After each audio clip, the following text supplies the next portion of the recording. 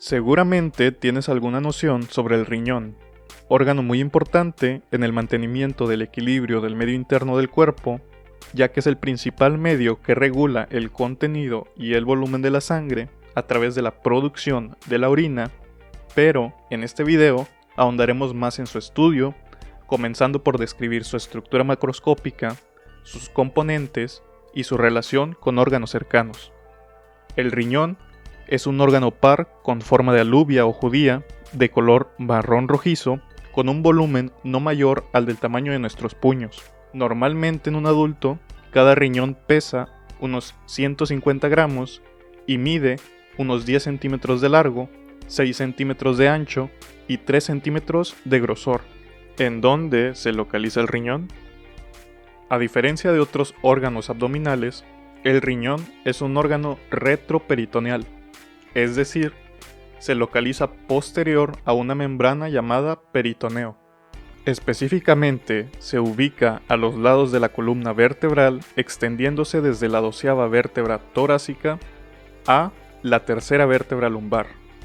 En el borde medial cóncavo de cada riñón hay una escotadura vertical llamada ilio renal, que es la entrada a un espacio interno conocido como seno renal, el cual está ocupado por una cantidad variable de grasa, tejido conjuntivo, por la pelvis renal, cálices menores, cálices mayores, vasos y nervios renales. Además, las estructuras que entran y salen de los riñones cruzan el seno renal a través del ilio renal. La configuración interna del riñón se compone por una cápsula fibrosa que rodea por completo al órgano, se introduce en el ilio y se torna continua con el tejido conjuntivo del seno renal, y el parénquima renal, que se divide en dos regiones principales: la corteza, que es la parte externa de color pardo rojiza, y la médula, que es la parte interna mucho más pálida, dividida en 8 a 12 pirámides renales. El vértice de cada pirámide, conocido como papila, se proyecta hacia un cáliz menor. Los cálices menores son estructuras con forma de copa y 2 o 3 cálices menores desembocan en los cálices mayores, que corresponden a una extensión de la pelvis renal. La pelvis renal recibe de 2 a 5 cálices mayores, aunque a menudo hay solo 3. La pelvis renal y sus cálices suelen estar colapsados, es decir, vacíos. La raíz renal está constituida por las formaciones vasculares, nerviosas y excretoras que penetran en el ilio o salen de él, y aquí se encuentran las arterias renales, la vena renal, los vasos linfáticos, los nervios renales y la pelvis renal. Además, está rodeada por una vaina conjuntiva. Los riñones, las glándulas suprarrenales y la grasa que los rodea están recubiertos por la fascia renal, que constituye un compartimento, la celda renal. La fascia renal se divide en dos hojas: la hoja anterior de la fascia renal, o fascia de Gerota, y la hoja posterior, o fascia de Zuckerkant. Arriba o superiormente, la fascia renal también cubre a la glándula suprarrenal y se une con la fascia diafragmática en la cara inferior del diafragma. De igual forma, las dos hojas de la fascia renal se reúnen debajo de la glándula suprarrenal y arriba de la extremidad superior del riñón, formando la hoja interreno-suprarrenal, que separa a los dos órganos. Por este motivo, en los desplazamientos del riñón no resulta afectada la situación de la glándula suprarrenal. Debajo de los riñones, las dos hojas permanecen independientes, pero están unidas por tractos fibrosos interrumpidos, que permiten el pasaje del uréter.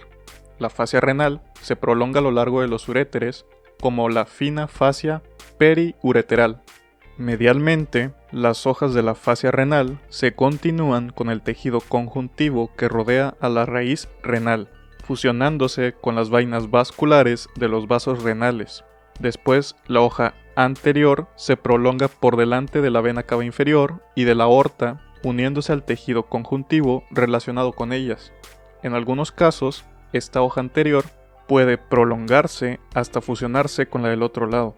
La hoja posterior de la fascia renal pasa medialmente entre el riñón y la fascia transversalis, que cubre la pared anterior del músculo cuadrado lumbar, y se une con la fascia ilíaca, que cubre el músculo psoas mayor. Esta fascia se prolonga por detrás de la aorta y la vena cava inferior. Lateralmente, las hojas anterior y posterior de la fascia renal se unen en el borde lateral de los riñones y llegan a unirse con la fascia transversalis en la pared lateral del abdomen. Además de estas estructuras, existe un espacio que se encuentra en la cápsula fibrosa del riñón y la fascia renal, el espacio perirrenal, que está ocupado por la grasa perirrenal o cápsula adiposa, la cual es un medio de sostén del riñón en relación con la celda renal. Por fuera de este espacio, detrás de la hoja posterior de la fascia renal, se encuentra el espacio pararrenal o retrorrenal. Este espacio está ocupado por el cuerpo adiposo pararrenal o cuerpo adiposo de Gerota, también llamada grasa paranéfrica o grasa pararrenal. La grasa se dispone por detrás y a los lados de ambos riñones. A través de ella, la fascia renal envía haces de colágeno hacia la pared abdominal, por lo que la fascia renal, sus haces de colágeno, la grasa perirrenal y pararrenal, junto con el anclaje que suponen los vasos renales y el uréter, mantienen a los riñones en una posición relativamente fija. Sin embargo, los riñones se mueven durante la respiración y cuando se pasa del decúbito supino a la posición bípeda, es decir, de estar acostado a estar de pie y viceversa. La movilidad normal de los riñones es de aproximadamente 2 a 3 centímetros en sentido vertical. En un sentido posterior, los riñones se relacionan con estructuras similares. En las relaciones toracolumbares posteriores, el tercio superior del riñón derecho y los 2 tercios superiores del riñón izquierdo se aplican sobre el diafragma, por encima de los ligamentos arcuatos medial y lateral. Más allá del músculo diafragmático se encuentra la cavidad pleural con el receso pleural costodiafragmático, el pulmón, que no sobrepasa bajo el nivel de la 10ª costilla, queda por encima del riñón. Después del receso pleural, el polo superior del riñón derecho es anterior a la 12ª costilla y el izquierdo anterior a la 12ª y a la 11ª costilla. Esto es debido a que el riñón derecho se encuentra más abajo que el riñón izquierdo por la relación que tiene con el hígado. Medialmente, en la región lumbar se encuentra el músculo cuadrado lumbar y el músculo psoas mayor. Lateralmente, la aponeurosis del músculo transverso del abdomen y la 12ª costilla, que desbordan más o menos sobre su borde lateral. Algunos nervios y vasos cruzan en dirección oblicua la cara posterior del riñón por delante del músculo cuadrado lumbar, el nervio subcostal, los vasos subcostales y, por debajo, los nervios ilio-hipogástrico e ilio-inguinal. En cuanto a las relaciones anteriores de los riñones, la cara visceral del lóbulo derecho del hígado cubre los 2 tercios superiores del riñón derecho y está separado del hígado por el peritoneo y el receso hepatorrenal. Hay contacto entre ellos cuando la reflexión del peritoneo se hace baja.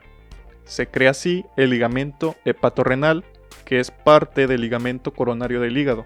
La flexura cólica derecha se relaciona con la parte inferior del riñón y la porción descendente del duodeno se aplica por delante del borde medial del riñón, del ilio y de la raíz renal. El mesocolon transverso, una membrana revestida de peritoneo que fija el colon a la pared posterior del abdomen, pasa por delante del riñón izquierdo, en la unión del tercio medio con el tercio superior. En la parte superior o supracólica, el vaso se aplica sobre la cara anterior y el borde lateral del riñón. Y medialmente, la cola del páncreas y la raíz esplénica separan a este nivel al riñón izquierdo de la transcavidad de los epiplones y de la cara posterior del estómago. En la parte media o colomesocólica se aplica una parte izquierda del colon transverso hasta la flexura cólica izquierda y el inicio del colon descendente. En la parte inferior o infracólica, el riñón se relaciona en la cara medial con la flexura duodeno-yeyunal y con segmentos del yeyuno. En el borde medial del riñón, entre los niveles de las apófisis costales de las dos primeras vértebras lumbares, se proyecta el ilio renal. En el ilio, la vena renal es anterior a la arteria renal, que a su vez es anterior a la pelvis renal.